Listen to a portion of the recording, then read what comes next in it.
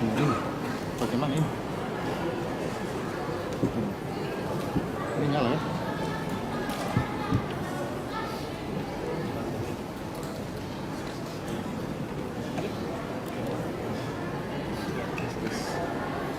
Tes. Ini juga.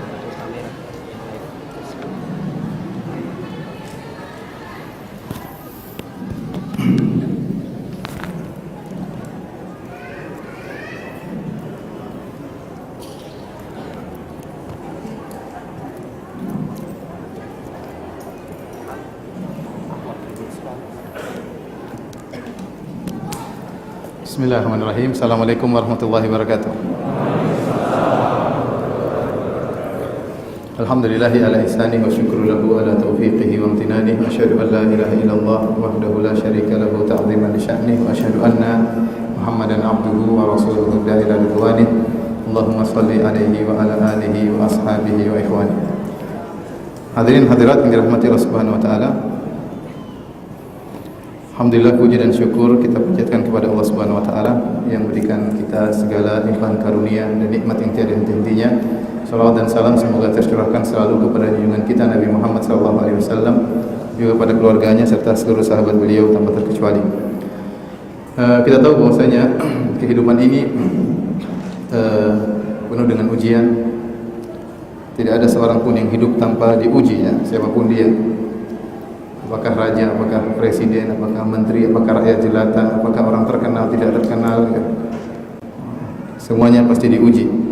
Dan kalau kita diuji, berarti kita tidak suka dengan ujian tersebut, ya. Artinya tidak sesuai dengan apa yang kita harapkan. Betapa sering kita merencanakan sesuatu ternyata tidak sesuai dengan yang kita inginkan, atau mungkin sesuai dengan kita inginkan tapi tidak maksimal. Dan itu sering terjadi, ya. Itu membuktikan bahwasanya kita ini ada yang atur.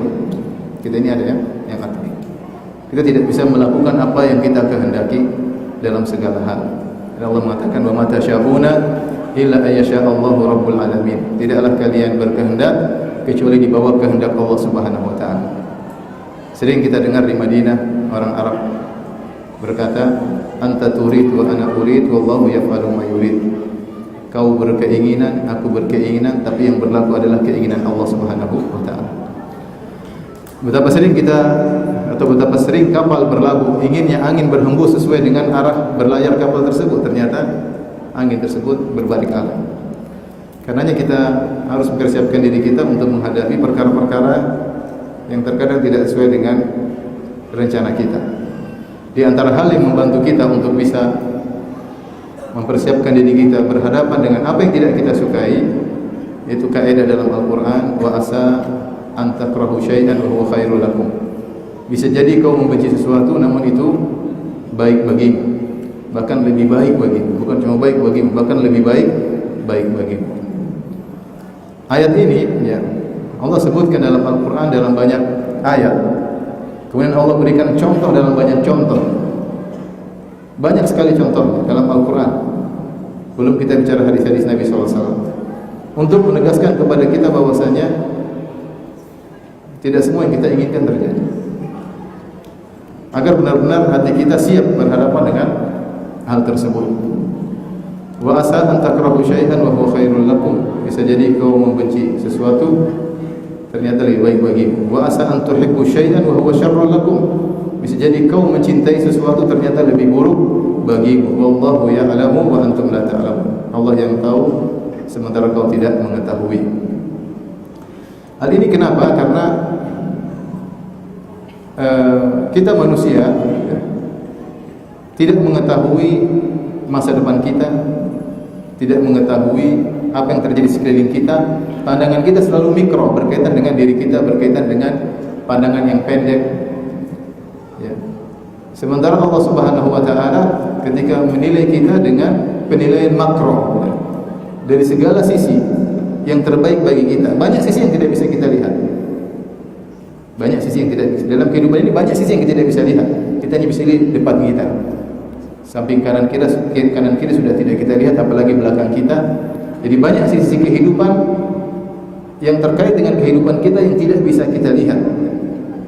Adapun Allah Subhanahu wa taala melihat dari segala sisi untuk kebaikan kita. Terlebih lagi Allah mengetahui masa depan.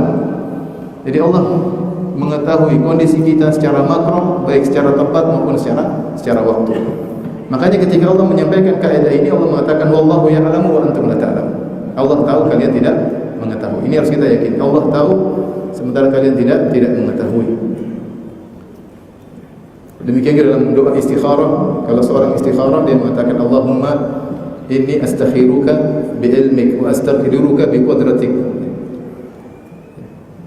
wa as'aluka min fadlika al-'azim fa innaka ta'lam wa la a'lam wa taqdir wa la aqdir wa anta 'allamul ghuyub. Ya Allah, aku memohon pilihan-Mu dengan keluasan ilmu-Mu, ya. Dan aku menyerahkan kekuasaan kepadamu. Kenapa? Karena aku minta karunia-Mu. Karena Engkau tahu, aku tidak tahu. Pengakuan dari sang hamba, fa innaka ta'lam wa la a'lam. Engkau tahu segala sesuatu sementara aku tidak tahu. Wa taqdir wa la aqdir. Engkau lebih mampu dalam segala hal sementara aku tidak mampu.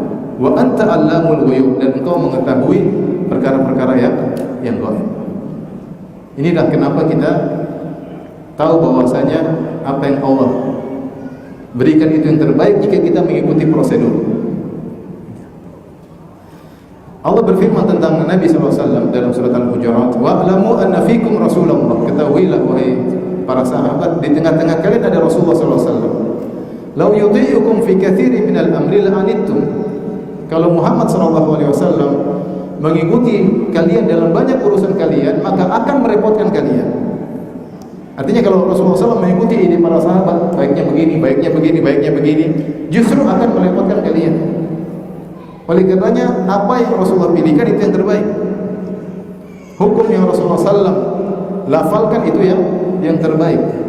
Meskipun menurut kita terkadang kurang pas, menurut kita kok nggak pas dengan diri kita, menurut kita kayaknya kurang pas dengan waktu kita. Tetapi ingat kata Allah Subhanahu wa taala, "Law yuti'ukum fi katsirin minal amri la'anittum." Justru kalau Nabi sallallahu alaihi wasallam mengikuti kalian dalam banyak urusan kalian, nurut sama kalian, justru merepotkan kalian. Ikhwan dan akhwat dirahmati Allah Subhanahu wa taala, kaidah ini Allah sebutkan dalam Al-Qur'an dalam beberapa tempat, kemudian kita akan sebutkan contoh-contohnya. Di antaranya Allah sebutkan dalam 3 kondisi. Kelihatan atau tidak? Saya lihat ya? Nggak kelihatan kan?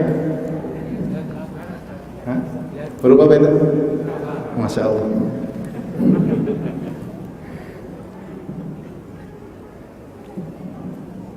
Kondisi-kondisi bisa jadi yang kau benci lebih baik bagi.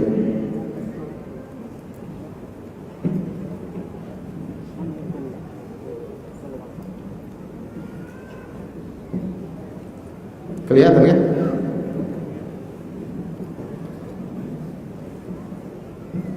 Yang pertama dalam syariat.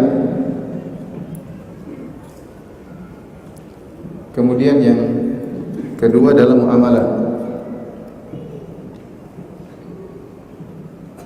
Yang ketiga dalam kejadian atau peristiwa.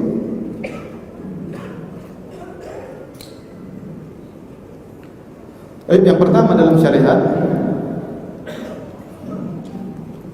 Allah berfirman, kutiba alaikumul qitalu wa huwa kurhun lakum. Diwajibkan atas kalian berjihad dan itu dibenci oleh kalian.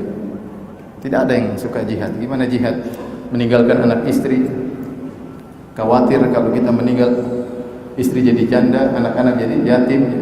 Tidak ada yang suka. Tabiat manusia tidak suka perang. Belum kalau berperang membunuh orang atau dibunuh ya, atau terluka dan macam-macam. Kata Allah, kutiba alaikumul qitalu wa huwa kurhun lakum. Diwajibkan atas kalian jihad sementara kalian tidak suka. Wa asa an takrahu syai'an wa huwa khairul lakum. Bisa jadi kau membenci sesuatu namun itu baik bagimu. Wa asa an tuhibbu syai'an wa huwa syarrul lakum. Bisa jadi kau membenci sesuatu dan itu lebih buruk bagimu. Wallahu ya'lamu wa antum la ta'lamun. Allah yang tahu dan kalian tidak tahu. Ini contoh Allah memberikan syariat yang terkadang kita tidak suka. Ternyata itu lebih baik bagi kita. Dan kita dalam kehidupan sehari-hari banyak kita terkadang repot ya. Kenapa harus sholat ke masjid kadang-kadang? Coba kalau sholat subuh bisa sampai jam 9, saya sholat subuh jam 7 pagi. Tapi sholat subuh cuma sampai matahari terbit. Terkadang datang bisikan-bisikan, kita bilang seandainya syariat dirubah begini, seandainya syariat dirubah begini, seandainya Allah berikan keringanan. Sampai ada temanku berkata, ya Ustaz, semua alat musik boleh haram. Ada enggak dalil piano halal? Piano saja. Karena dia hobi piano. Dia bilang gitar haram tidak apa-apa. Yang lain haram tidak. Ada enggak dalilnya piano halal? Piano saja Ustaz. Artinya apa? Seandainya piano halal dia bahagia. Artinya terkadang terbetik dalam benak kita, kok syariatnya begini. Ingat itu dari syaitan. Dan hadirkan dalam benak kita wa asa an takrahu syai'an. Bisa jadi kau benci syariat tersebut, sunnahnya begini, tidak boleh begini.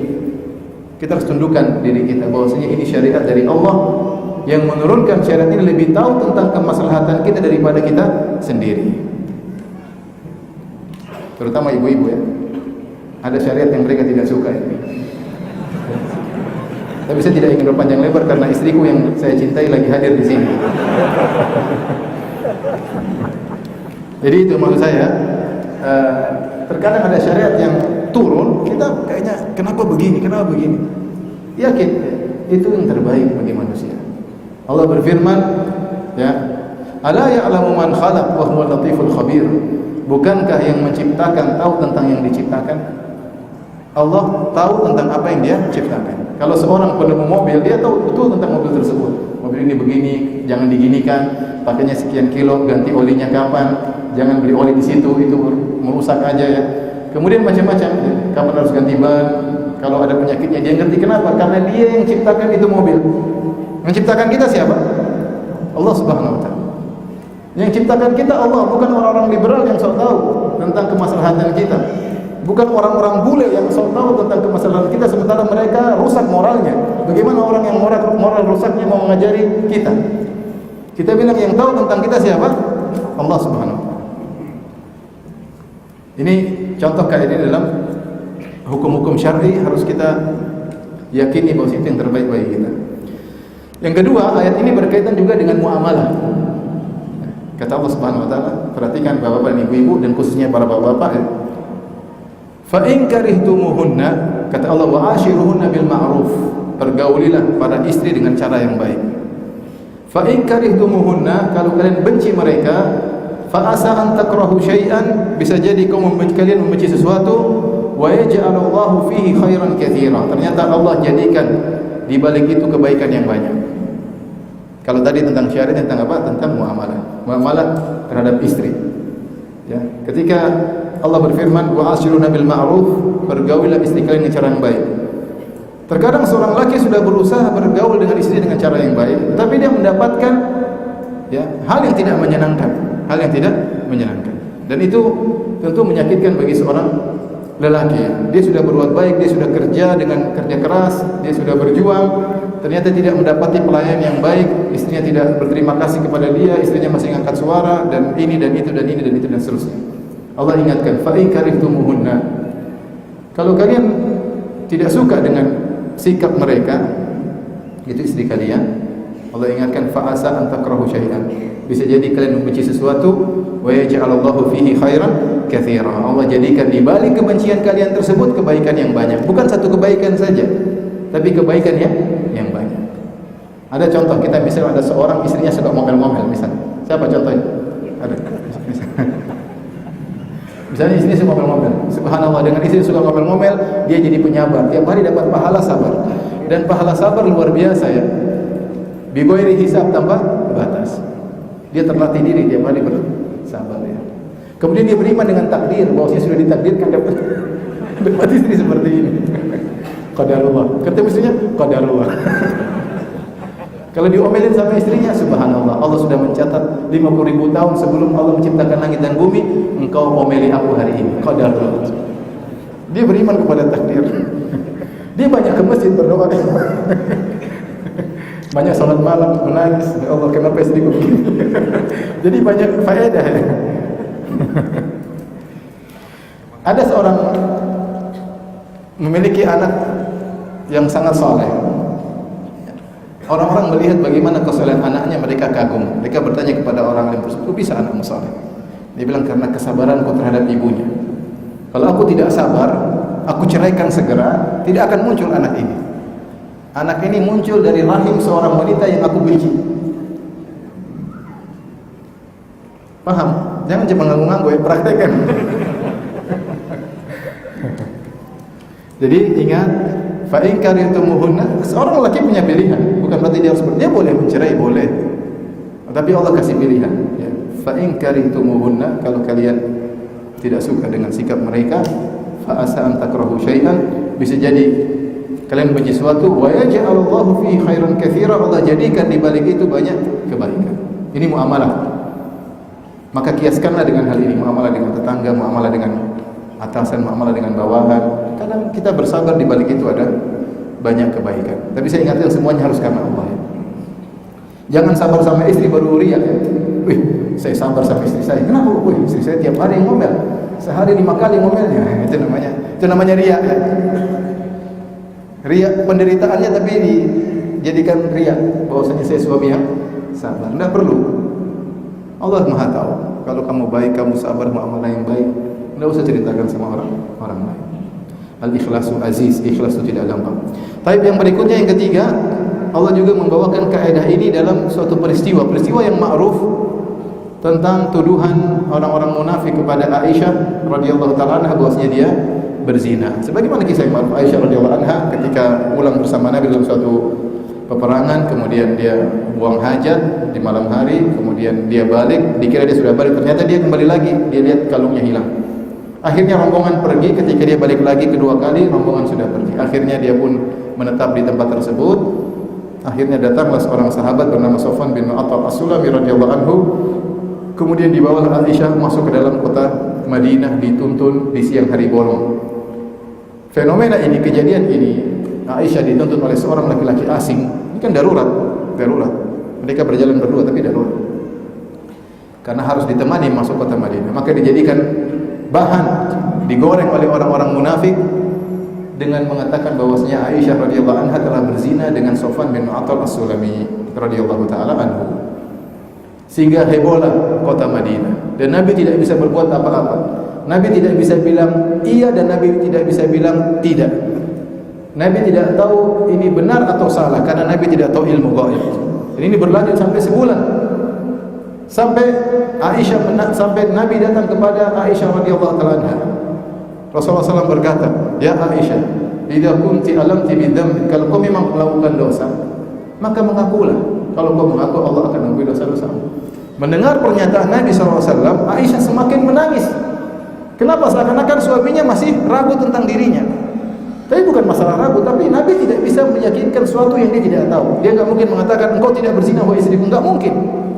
Karena Nabi tidak bisa memastikan, dia hanya mengatakan kalau memang kau melakukan dosa, mengakulah wahai Aisyah. Makanya Aisyah radhiyallahu anha semakin sedih sampai akhirnya Allah turunkan ayat kemudian membela Aisyah radhiyallahu taala anha. Maka semakin naiklah pamor Aisyah radhiyallahu taala anha. Makanya setelah turun ayat, ayah dan ibu Aisyah berkata, "Ya Aisyah, qumi ila Rasulillah." Pergilah kepada Rasulullah, sambutlah. Kata Aisyah, enggak. Yang bela saya siapa? Allah. Bukan siapa? Bukan Nabi sallallahu alaihi wasallam. Maknanya demikian. Terkait dengan peristiwa ini, sebagaimana perkataan seorang penyair, "Idza aradallahu nashra fadilatin tuwiyat ataha laha lisan hasudin." Kalau Allah ingin membongkar suatu kemuliaan yang tersembunyikan, maka Allah biarkan ada orang yang hasad lisannya, mencela-mencela, akhirnya semakin tambah kebaikan seseorang, dan itu sering terjadi. Laula isti'alun nari fi ma jawarat ma kana yu'rafu tibu arfil udi. Kalau bukan api yang dinyalakan pada kayu gaharu, tidak akan keluar wanginya aroma kayu gaharu. Jadi Aisyah ingin dimuliakan oleh Allah Subhanahu wa taala dengan cara Allah menjadikan orang-orang munafik tersebut banyak ngomong tentang Aisyah, menjelaskan, menebarkan berita hoaks. Allah sebutkan di surat An-Nur, kata Allah Subhanahu wa taala berkaitan dengan peristiwa ini, "Innal ladzina ja'u bil ifki usbatun minkum la tahsabuhu syarran lakum bal huwa khairul lakum." Kata Allah, sesungguhnya orang-orang yang menebarkan berita hoaks adalah bagian dari kalian. Ada sebagian orang munafik, ada sebagian kaum mukminin yang terprovokasi dengan orang munafik. Kata Allah, la tahsabuhu syarran lakum. Jangan kalian menyangka itu buruk bagi kalian. Bal huwa khairul lakum. Bahkan itu baik bagi kalian. Jadi peristiwa ini berkaitan dengan peristiwa. Terkadang kita menghadapi peristiwa yang tidak menyenangkan. Entah dituduh orang tidak-tidak, entah dihina orang, entah dilukai orang, macam-macam. Kita ingat peristiwa ini. La tahsabuhu syarran lakum. Jangan kalian menyangka itu buruk bagi kalian. Bal huwa khairul lakum. Bisa jadi baik bagi kalian. Ya. Inilah 3 ayat kaidah yang Allah sebutkan dalam berbagai peristiwa. Pertama tentang syariat, yang kedua tentang muamalah, dan yang ketiga tentang kejadian atau peristiwa. Setelah menyebutkan kaidah-kaidah ini, Allah sebutkan contoh-contoh banyak sekali dalam Al-Quran. Saya akan sebutkan contoh-contoh tersebut agar semakin memantapkan kita bahwasanya tidak semua yang kita inginkan itu baik. Tidak semua yang kita rencanakan lebih baik bagi kita. Dan saya rasa kita pernah mengalami hal tersebut. Kita ingin begini, ternyata Allah palingkan, kemudian kita sadar bahwa itu yang terbaik bagi kita meskipun di kemudian hari. Contoh seperti banyak ya, seperti misalnya kisah Nabi Yusuf alaihissalam yang mengalami penderitaan ya, dipisahkan dari ayahnya ya, padahal dia masih kecil, dimusuhi oleh kakak-kakaknya, kemudian dibuka bajunya, dimasukkan dalam sumur, kemudian tatkala didatangi oleh para musafirin, dijual oleh kakak-kakaknya menjadi seorang budak. Kemudian dia bekerja menjadi budak, kemudian dituduh oleh Imratul Aziz, oleh istri dari sang bangsawan bahwasanya dia hendak menzinai istrinya. Akhirnya dia dipenjara. Bertumpuk-tumpuk penderitaan dialami oleh Nabi Yusuf alaihissalam, tapi semua itu dia kerjakan dengan penuh kesabaran. Dihadapi dengan penuh kesabaran. Ternyata itu semua ujungnya adalah keindahan. Akhirnya dia menjadi seorang bangsawan, dikenal di penduduk Mesir, dan dia bisa memindahkan orang tuanya ke negeri Mesir. Semua itu setelah dia menghadapi berbagai macam ujian. Maka saya sampaikan, terkadang hakikat kehidupan ini tidak sesuai dengan logika kita. Sering lihat Nabi Yusuf alaihissalam, ujian pertama plus ujian kedua plus ujian ketiga plus ujian keempat plus ujian kelima sama dengan kesuksesan. Penderitaan pertama plus penderitaan kedua, penderitaan ketiga, penderitaan keempat, penderitaan kelima, akhirnya adalah kebahagiaan. Seandainya Nabi Yusuf alaihissalam tidak dihasati oleh kakak-kakaknya, kemudian tidak dibuang, ya, dia cuma tinggal di rumah, jadi seorang yang anak papa, gampangannya demikian. Ya udah cuma di rumah saja, ya nggak ada apa-apa. Tapi Allah mempersiapkan beliau alaihissalam untuk menjadi orang yang hebat, tapi dengan penderitaan yang bertubi-tubi. Ini contoh. Contoh yang lain Allah sebutkan seperti kisahnya ibunya Nabi Musa alaihissalam. Ketika Fir'aun menugaskan anak buahnya untuk membunuh setiap bayi yang lahir pada tahun kelahiran Nabi Musa. Kenapa? Karena ada dukun yang mengatakan akan lahir pada tahun tersebut seorang yang akan menggulingkan singgasanamu. Maka Fir'aun percaya sama dukun, padahal dia Tuhan. Tuhan palsu itu percaya sama dukun. Akhirnya dia suruh orang untuk mensensus setiap wanita yang hamil. Kalau sudah lahir ditungguin sama anak buahnya, kemudian segera dibunuh. Qadarullah, ibunya Nabi Musa alaihissalam disebutkan perutnya tidak terlalu besar ketika sensus. Kemudian ketika lahir segera Allah mengilhamkan ya untuk diletakkan dalam sebuah keranjang. Aniktifihi fi tabuti faqdifihi fil yammi falyulqihil yammu bis sahil ya'khudhu aduwwu li aduwwil. Letakkan di keranjang, lepaskan di sungai Nil. Sebelum dilepaskan ya an ardaih kata Allah, susuilah anak. Maka disusuilah Musa, diletakkan di keranjang, dilepaskan. Dan itu perkara yang sangat menyedihkan tentunya. Anak yang dia kandung selama 9 bulan, baru sekejap lahir dengan penuh kesakitan dia rasakan, kemudian dia baru susui, dia sudah melepaskan kepergian anak tersebut. Bagaimana kasih sayang seorang ibu kepada anaknya. Tapi ternyata itu adalah kebaikan bagi dia.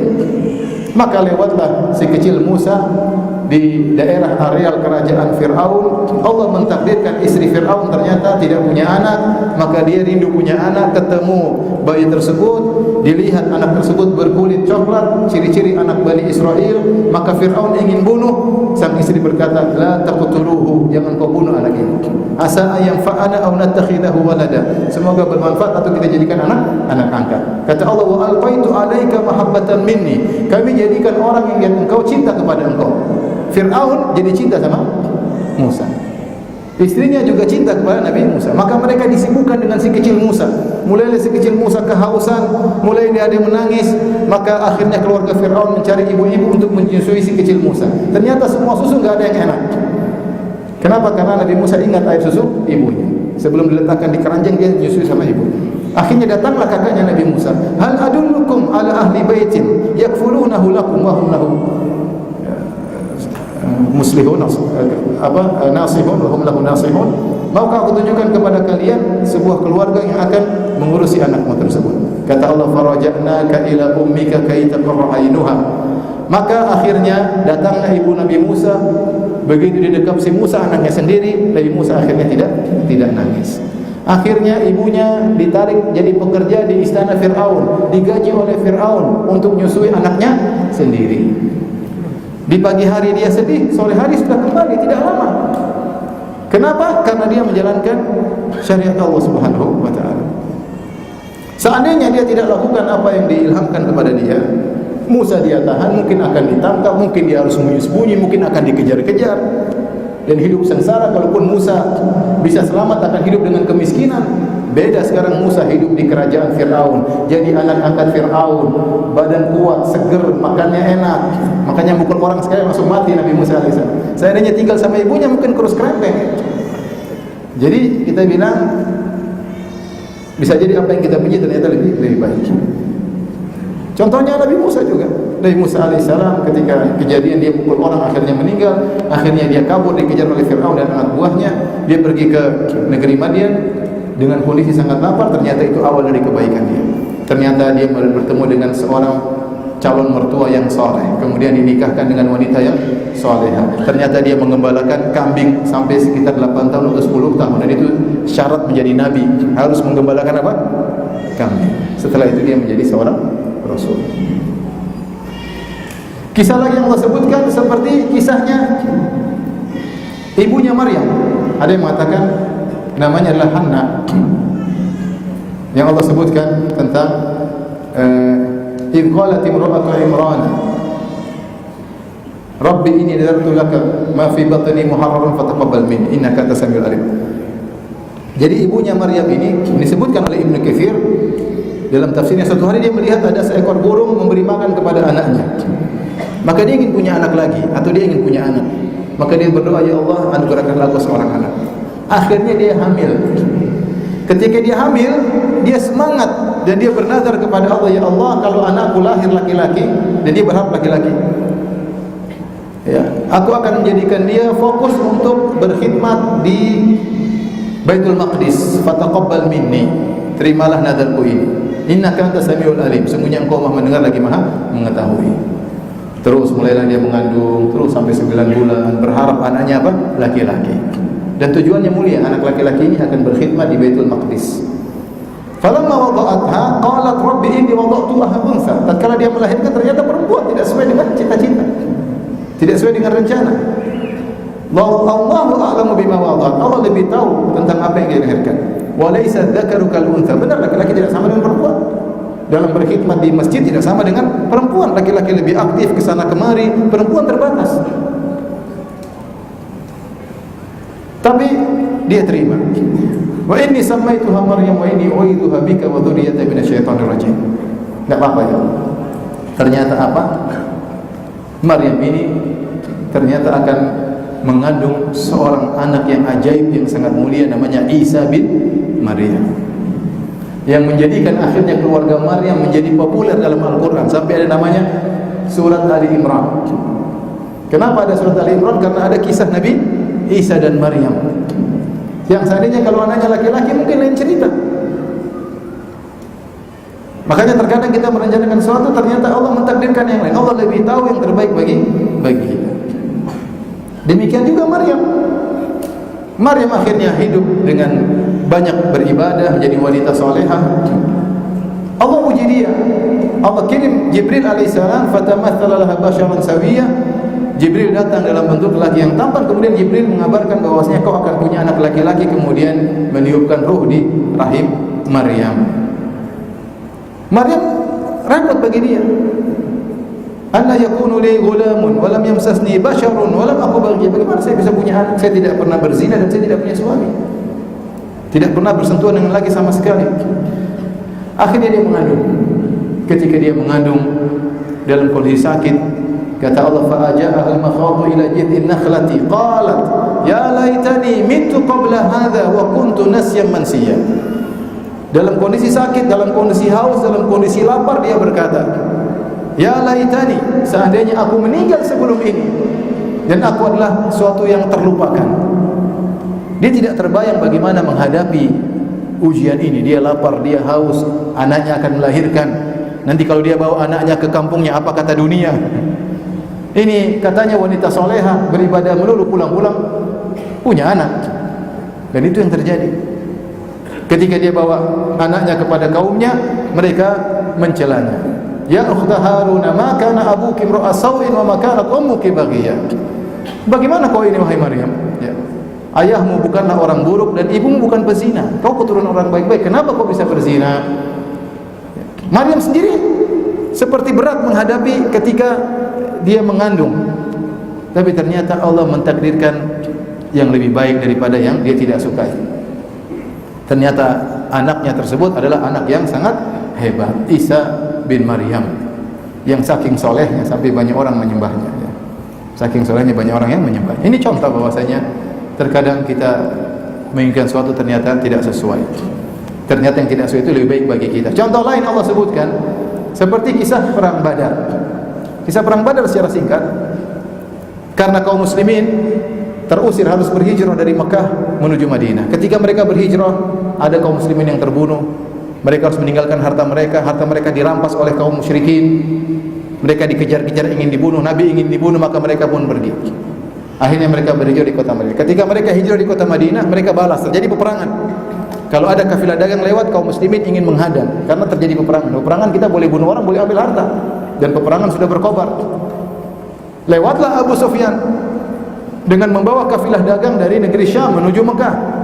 Harta yang banyak dengan pasukan pengawal cuma sekitar 40 orang. 40 orang. Maka Nabi SAW mengajak para sahabat, siapa yang mau tangkap Abu Sufyan? Dia bawa harta yang banyak. Keuntungan bagi kita ya. Ini posisi apa? Peperangan. Ya. Karena saya ingin sampaikan ini karena sebagian orang musyrikin mengatakan Nabi merampok. Ini bukan merampok, ini peperangan. Dan Nabi sudah dirampok sebelumnya. Para sahabat sudah dirampok bahkan dibunuh sebelumnya. Ini sekedar membalas sedikit balasan. Maka ketika itu yang berangkat cuma 319 orang, tidak banyak.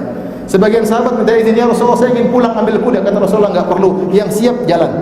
Musuh kita cuma sedikit, cuma berapa? 40. Berangkatlah Nabi dengan 319 orang ingin menyerang 40 orang. Ternyata Abu Sufyan dengar dari mata-matanya, maka dia segera kabur dan dia kirim surat kepada Abu Jahal. Maka dia berhasil lolos, Abu Jahal datang dengan 1000 orang. Jadi kecele kaum muslimin inginnya lawan 40 orang, ternyata yang datang berapa? Abu Jahal CS 1000 orang. Ya. Kemudian Allah mengatakan dalam surat Al-Anfal, wa idh ya'idukumullahu ihda at-ta'ifataini annaha lakum wa tawadduna anna ghayra dhati syaukati takunu lakum. Kata Allah Subhanahu wa taala, ketika Allah menjanjikan kepada kalian salah satu dari dua kelompok pasti kalian kalahkan. Pasti kalian kalahkan kata Allah. Dua kelompok tersebut siapa? Abu Sufyan dengan 40 pengawal atau Abu Jahal dengan 1000 pasukan. Wa tawadduna anna ghayra dhati syaukati takunu lakum. Kalian berharap musuh yang kalian dapati Abu Sufyan. Sahabat inginnya ketemu siapa? Abu Sufyan. Musuh cuma 40, harta banyak. Ternyata Allah mentakdirkan lain, yang mereka ketemu 1000 orang.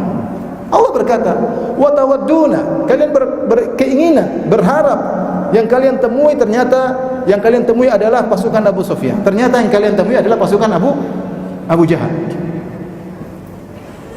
Ternyata itulah awal dari gemilangnya kaum muslimin. terjadilah perang Badar, perang yang hebat yang Allah namakan dengan Yaumul Furqan, hari pembeda antara hak dan batil, yang seluruh peserta perang Badar dijamin surga.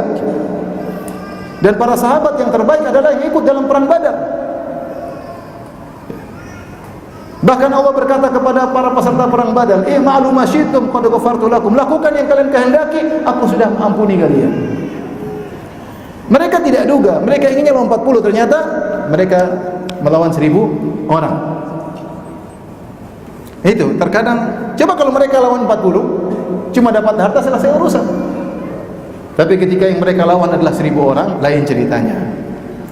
Pamor mereka naik. Bagaimana mereka yang sedikit bisa mengalahkan 1000 orang. 1000 orang itu adalah jagoan-jagoannya Quraisy, kabilah terbaik di zaman tersebut, bisa mereka kalahkan. Maka orang-orang pun mulai memandang kaum muslimin. Jadi terkadang apa yang diinginkan ternyata tidak sesuai, namun itu lebih baik jika dihadapi dengan prosedural, sesuai dengan kehendak Allah Subhanahu wa taala. Contoh lain lagi, masih ada waktu ya. Contoh lain lagi seperti kisah siapa? Kisah Zainab bintu Jahsy. Zainab bintu Jahsy adalah seorang wanita dari Quraisy. Dia sepupunya Nabi sallallahu alaihi wasallam. Sepupunya Nabi. Suatu hari Nabi datang kepada Zainab bintu Jahsy, melamar Zainab. Zainab senang, dikira Nabi yang melamar, ternyata Nabi lamarkan untuk anak angkatnya, Zaid bin Harithah, budak.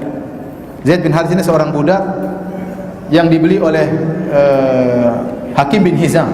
Hakim bin Hizam itu ponakannya Khadijah radhiyallahu taala anha. Ketika Hakim bin Hizam masih kafir, dia beli Zaid bin Harithah, kemudian dia hadiahkan kepada bibinya, tantenya Khadijah. Kemudian Khadijah hadiahkan kepada Nabi. Kebetulan Nabi tidak punya anak laki-laki, maka Nabi angkat dia sebagai anaknya. Maka Zaid bin Harithah dikenal dengan Zaid bin Muhammad sebelum dibatalkan peraturan anak angkat tersebut. Dikenallah namanya Zaid bin Muhammad. Rasulullah SAW datang melamar Zainab bintu Jahsy yang memiliki nasab sangat tinggi di Arab ketika itu untuk dinikahkan dengan Zaid bin Harithah, bekas budak. Enggak ada kesamanya sama sekali. Akhirnya Zainab binti Jahsy akhirnya tidak mau, tapi turun firman Allah Subhanahu wa taala, "Wa ma kana lil mu'min wa la mu'minatin idza qada Allahu wa rasuluhu amran an yakuna lahumul khiyaratu min amrihim." Tidak pantas bagi seorang laki mukmin dan wanita mukminah jika telah datang perintah dari Allah dan Rasulnya, mereka masih punya pilihan lain. Akhirnya Zainab pasrah menikah dengan siapa? Zaid bin Harithah. Suatu yang dia tidak suka, tapi dijalankan perintah Allah. Allah bilang nikah, dia nikah. Berjalan kehidupan rumah tangga mereka, ternyata terjadi cekcok, enggak cocok. Ternyata akhirnya Zaid bin Harithah tidak kuat berhadapan dengan Zainab. Maka dia bilang sama Nabi, dia ingin ceraikan siapa? Zainab. Dan akhirnya dia ceraikan Zainab. Setelah dia ceraikan Zainab, Allah nikahkan Nabi dengan Zainab. Falamma qada Zaidun minha wataran zawwajnakaha. Tatkala Zaid bin Harithah setelah selesai dari Zainab dan Zainab sudah selesai masa iddahnya, kami nikahkan engkau dengan Zainab. Kenapa Allah nikahkan Nabi Muhammad SAW dengan Zainab? Ketika itu Allah melakukan suatu tindakan yang anti mainstream kata orang, ya. Karena ketika itu sedang tersebar kalau anak angkat seperti anak sendiri. Kalau anak angkat seperti sendiri sehingga dia mewariskan harta dari bapak angkatnya. Dan dia nisbahnya kepada bapaknya, Zaid bin Muhammad. Dan kalau anak angkat seperti anak sendiri, berarti istrinya adalah mantu bapaknya, tidak boleh dinikahi. Untuk menghilangkan aturan yang sudah mendarah daging ini, Allah kasih hukum yang benar-benar melawan tradisi ketika itu yang sedang berlaku. Allah suruh Nabi nikah dengan istri anak angkatnya, untuk menjelaskan bahwasanya anak angkat bukan anak. Kalau dia anak, tidak boleh nikah sama bekas istri. Tapi ketika Nabi menikah dengan Zainab, maka aturan ini hancur. Allah mengatakan ud'uuhum li abaihim huwa aqsatu indallah. Serulah nama-nama anak-anak tersebut berdasarkan bapak mereka. Jangan bilang lagi Zaid bin Muhammad, tapi bilang Zaid bin Harithah. Akhirnya Nabi menikah dengan Zainab. Lihat, Zainab jadi ummul mukminin. Setelah pertama dia nikah dengan apa? Zaid. Ternyata itu proses yang Allah siapkan, skenario yang Allah siapkan agar Zainab bisa menjadi istri Nabi SAW. Jadilah dia istri Nabi di dunia, istri Nabi di surga. Sampai Zainab bangga. Dia berkata kepada istri Nabi yang lain, zawwajakunna ahalikunna wa zawwajani Allah min fawqi sab'i samawat. Kalian wahai istri Nabi yang lain dinikahkan oleh wali-wali kalian. Adapun aku dinikahkan oleh Allah dari atas langit yang 7. Tidak pakai wali. Walinya siapa langsung? Allah Subhanahu wa taala. Ini contoh perkara yang kelihatannya tidak baik menurut seorang, tapi kalau dia jalani dengan baik, maka Allah akan berikan jalan keluar. Azan. Azan dulu aja. Azan dulu. Azan silakan. Azan dulu. Iya, azan.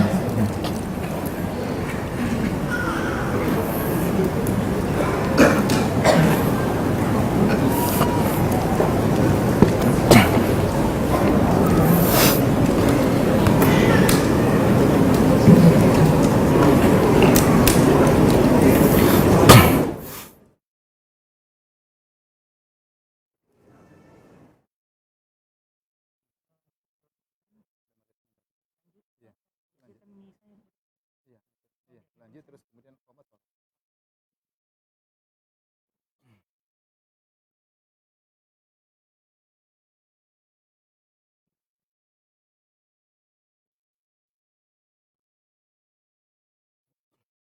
Azan dulu nih.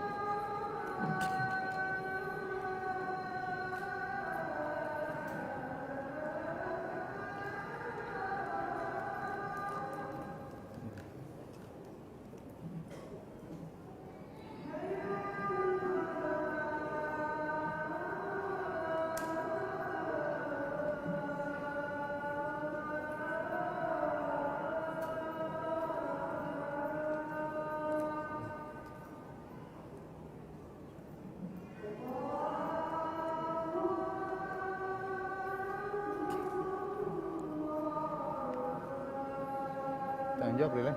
Tanya jawab aja langsung. Tanya jawab aja.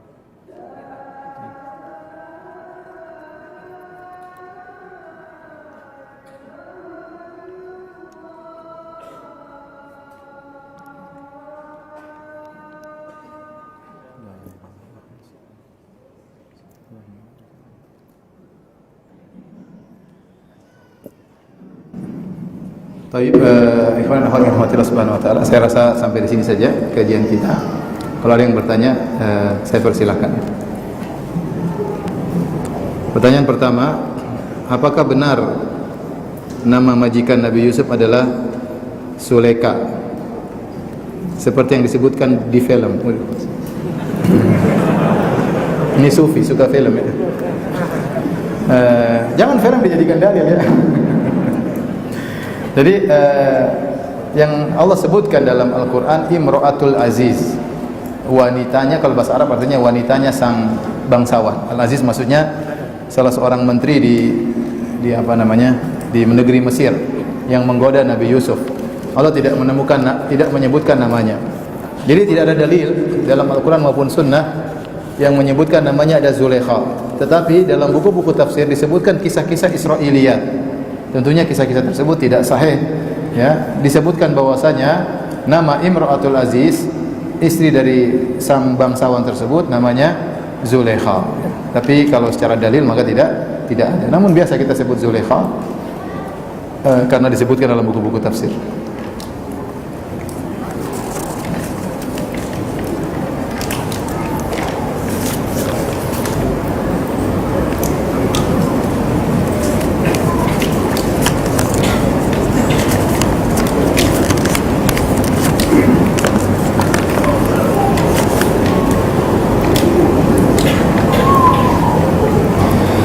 Ustaz, apakah sikap setiap sesuatu yang kita benci kita mensikapi dengan kesabaran? Saya bilang setiap kita menghadapi ujian, sesuatu yang tidak kita sukai, ikut prosedur ya.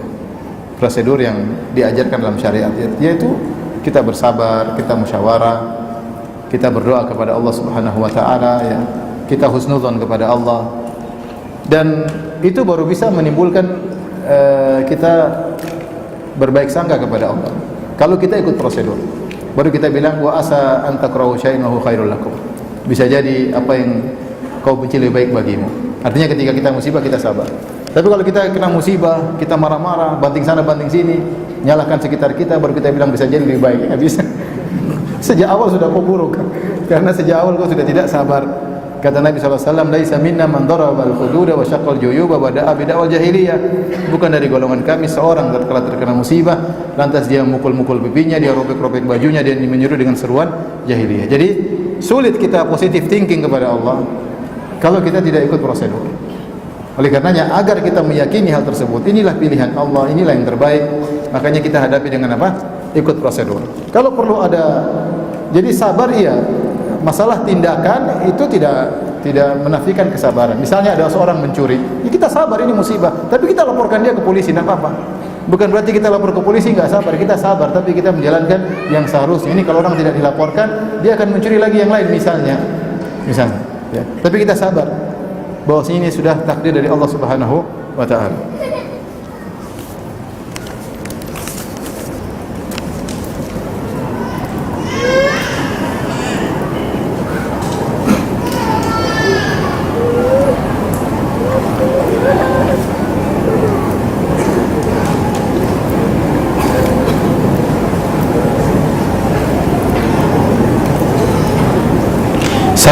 Saya baru belajar 3 tahun. Belakangan ini ada beberapa ilmu yang saya dapat, maksudnya ilmu agama, yang mana ilmunya di luar kebiasaan masyarakat. Apakah tugas saya sebagai orang yang belajar ilmu ini wajib menyampaikan ilmu atau tidak? Karena saya pernah menjawab pertanyaan keluarga mengenai taksiyah, kebetulan om meninggal, jawaban saya malah ditertawakan. Belum lagi orang-orang yang melihat saya sekarang sudah berjenggot dan celana cingkrang. Mohon pencerahannya Ustaz. Menuntut ilmu 3 tahun sudah lumayan ya. Tapi masalah menyampaikan ya kita butuh hikmah dalam menyampaikan. Adapun ditertawakan biasalah. Biasa, ditertawakan, dihina, diejek, dikatakan sesat, diusir biasalah. Kalau ditertawakan tidak apa-apa, yang penting tidak dipukul. Kalau ditertawa kita menghibur orang. Maksudnya jangan terlalu diambil hati, santai. Maksudnya itu sudah. Tidak apa-apa, nanti sampaikan lagi, tertawakan lagi, biarin aja. Dan kita jangan terlalu bersedih kalau kita sampaikan orang tertawakan, tidak apa-apa. Terkadang orang tersebut tidak dapat hidayah saat itu, tapi belakangan Dia pulang dia kena syubhat kita. Ya, benar juga. Santai, dia tertawa aja apa-apa.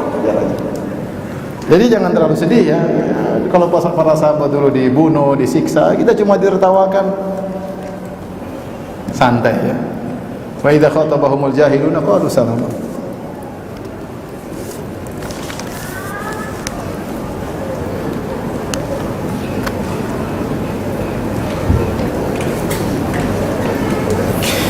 Mau tanya Ustaz, orang tua kami sudah meninggal tapi belum sempat, kami tidak sempat berbakti bagaimana cara pemberian nama tempat ibadah seperti musalla? Apakah bisa memberikan nama almarhumah ibu kami sebagai bakti kami kepadanya? Ingat, nama masjid itu bukan nama kepemilikan, karena masjid semuanya milik Allah. Annal masajida lillah. Masjid semuanya milik Allah. Masjid dinamakan untuk tamyiz, untuk membedakan antara satu dengan yang lain. Kalau semua masjid di Makassar namanya Masjid 45, orang bingung. Makanya perlu dibedakan Masjid 45, masjid ini, masjid anu, bukan kepemilikan. Karena masjid milik siapa? Milik Allah. Oleh karenanya Al-Hafidz Ibnu Hajar dalam Fathul Bari menyebutkan, waspada ketika menamakan masjid dengan nama-nama orang tertentu. Waspada, khawatir timbul riya dan macam-macam. Saya bangun masjid, saya kasih nama Masjid Firanda. Saya bukannya riya, cuma mau kasih tahu saya yang bangun sama. Kenapa masjid nama Firanda ya? Itu biar tahu bahwasanya saya yang bangun. Ya, repot kan? Jadi kalau bangun masjid, kasih nama untuk pembedaan. Nah, kalau kita namakan masjid dengan nama bapak kita, ya kita tidak nuduh orang, cuma khawatir. Antum kan ingin bangun masjid, pahalanya untuk siapa? Untuk ibu. Ya kalau antum namakan masjid siapa gitu, masjid Mbak Wati misalnya, masjid Mbak, nama ibu antum misalnya Wati, ya. Nanti orang kan, Masya Allah, anak-anak berbakti, mereka yang bangun masjid, namanya nama ibunya, khawatir aja ya. Tapi demikian Ibnu Hajar memperingatkan dalam Fathul Bari, waspada orang-orang yang menamakan masjid dengan nama-nama pribadi atau nama orang tua tanpa kita menuduh orang lain ya. Artinya kalau kita sebaiknya tidak usah. Sebaiknya kita kasih nama masjid yang biasa, Masjid Ar-Rahman, Masjid Al-Fattah ya, dan selanjutnya. Nanti ada masjid hebat, Masjid Asmaul Husna. Semua nama-nama Allah satu digabung jadi 99 kubah. Jadi masjid apa? Asmaul Husna. Hah?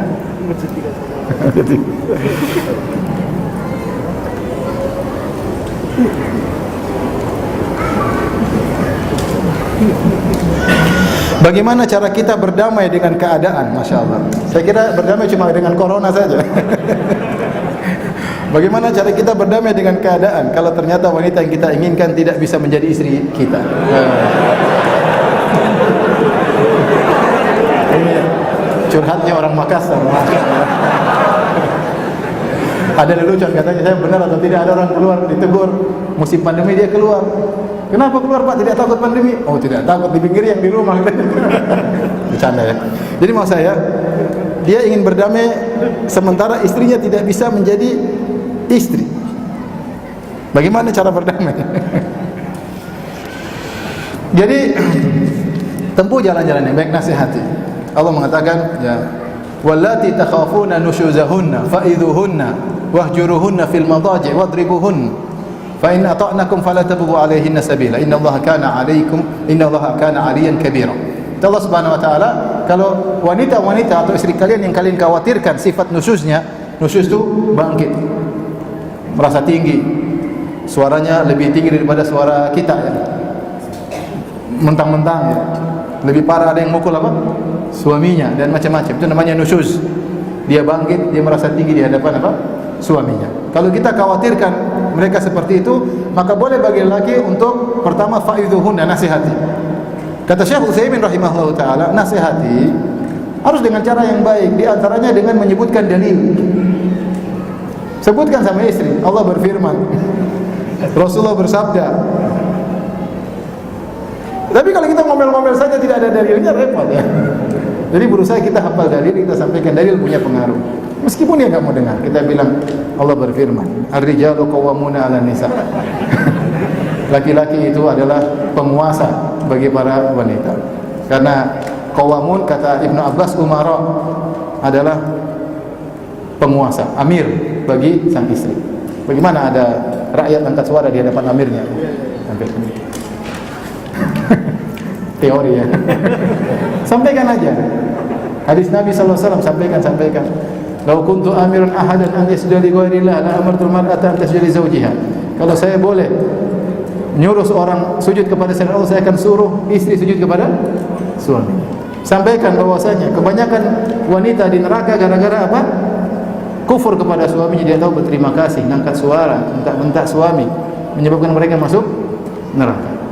Kalau menyakiti hati tetangga, seorang wanita disebutkan wanita yang selalu sholat malam, selalu bersedekah, selalu puasa, wa fi lisaniha syai'un tu'dhi jiranah, tapi dia suka nyakiti hati tetangganya, kata Nabi, hiya finnar, dia di neraka. Apalagi nyakiti suaminya. Ya atau tidak laki-laki? Bapak-bapak? Antum kenapa enggak tegas? Iya gitu. Takut kah sama istri? Jadi nasihatnya, kalau tidak mampu kita memboikot. Boikot tidak diajak bicara, ya, didiamkan. Tapi ini biasanya gagal kalau istri cuma satu. Kalau tidak berhasil lagi, boleh wadribuhun, boleh pukul, tapi dengan pukulan yang tidak membekas. Lakukan tahapan-tahapan tersebut. Kalau tidak berhasil lagi, boleh masukkan orang lain, minta nasihat sama orang dari situ dia. Ya, perwakilan dari keluarga kita, perwakilan dari keluarga mertua, usaha semua. Kalau semua sudah kita lakukan tidak berhasil, kita punya hujah di hadapan Allah. Kalau Allah tanya, kenapa kau ceraikan dia? Ya Allah, parah ya Allah. 1, 2, 3, 4, 5, 6, 7 sampai 100 kita sebutkan, kita punya hujah di hadapan Allah. Tapi kalau sedikit-sedikit kita tidak sabar, sedikit-sedikit kita ini lelaki pemimpin, punya hati yang lapang, mudah memaafkan. Bukan seperti perempuan, sedikit-sedikit marah, sedikit-sedikit ini. Ya kalau kamu seperti perempuan juga, gimana menghadapi istri kamu juga seperti apa? Perempuan. Sedikit-sedikit ngambek, sedikit-sedikit marah. Ya enggak bisa, lelaki tidak boleh begitu ya. Ini baru istri satu sudah bikin bagaimana kalau istri 4? Aduh, repot. Enggak kuat, satu aja tidak bisa menghadapi bagaimana? Dan seterusnya. Jadi, tapi kalau sudah dilihat tidak mampu, terus antum juga harus banyak berdoa, bangun malam, salat malam, berdoa kepada Allah. Ya Allah, kalau ini baik bagiku, pertahankan untukku ya Allah. Kalau ini buruk bagiku, jauhkan dariku sejauh-jauhnya antara timur dan barat. Kalau sudah silakan ceraikan, tidak apa-apa. La haula wala quwwata illa billah. Sudah habis ya? Hah? Mana dia Ahmad? Ini Ahmad. Serangan balasan. Enggak.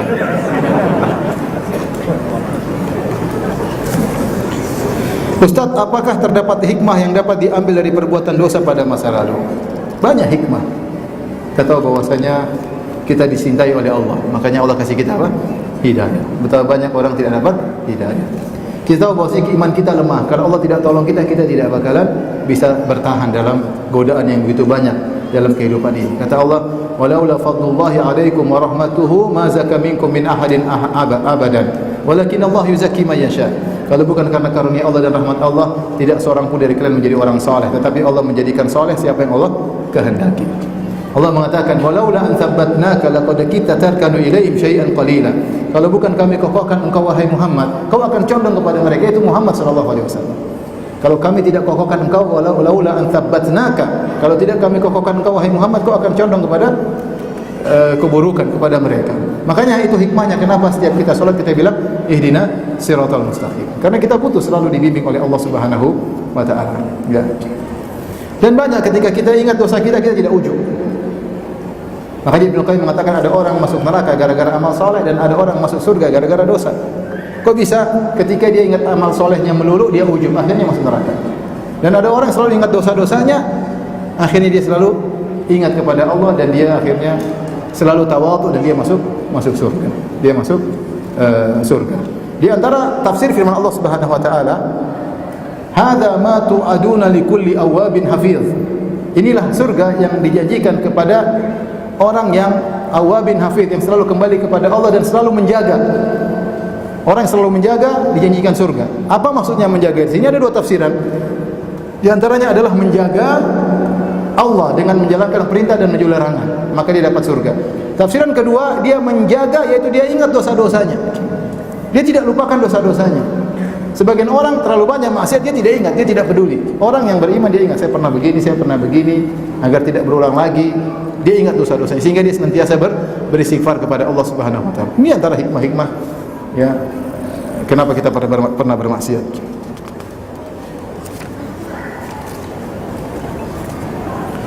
Setelah menikah saya hanya ingin menjadi ibu rumah tangga, tapi qadarullah suami saya belum mendapat pekerjaan dan saya sudah melahirkan 3 anak. Kehidupan kita selama ini ditanggung orang tua saya. Suami tidak bersemangat dalam mencari pekerjaan, hanya menunggu saja sampai ada tawaran. Berapa kali kami diberi modal tapi terbengkalai dan tidak dilanjutkan dan tidak diusahakan suami. Saya mencoba menjalankan yang bisa saya jalankan tapi tidak bisa memenuhi kebutuhan. Saya malu pada orang tua saya dan mereka maksa menjadi PNS. Apakah ini solusi yang terbaik? Diskusi sama suami ya. Diskusi, usahalah ya. Usaha sambil berdoa kepada Allah. Kita husnuzan kepada Allah. Kalau suami berusaha, kalau suami merasa nggak akan dapat pekerjaan. Ya sulit, maksud saya sulit ya. Mungkin tapi sulit. Jadi berdoa, suami istri berdoa, bangun malam berdoa kepada Allah, menangis kepada Allah. Sebulan insya Allah dapat pekerjaan. Masa enggak dapat? Masa Allah tidak sayang? Yang penting suami berusaha. Dan jangan sungkan-sungkan melakukan pekerjaan apa saja, yang penting halal. Yang penting apa? Halal. Jangan ini kurang keren pekerjaannya. Saya enggak pantas. Bekerja saja, jalani dulu. Nanti Allah kasih yang lain lagi, Allah kasih yang lain lagi. Ya akhi, dulu ada saya punya kawan. Dia kerja, dia pernah jadi becak. Membecak. Sekarang dia kaya raya ya. Bisa bangun masjid sampai 70 miliar. Dulunya becak. Dan dia bilang dulu dia sempat matanya luka gara-gara lagi nukang, terus akhirnya ada temannya yang punya baru beli sepatu baru, kemudian karena nggak ada uang akhirnya temannya jual sepatu, beli obat buat matanya. Akhirnya sekarang dia kasih kedudukan bagi temannya tersebut setelah dia kaya raya. Saya bilang, kenapa kau tidak telepon saya waktu itu? Baik, demikian saja kajian kita. Wabillahi taufiq wal hidayah. Assalamualaikum warahmatullahi wabarakatuh.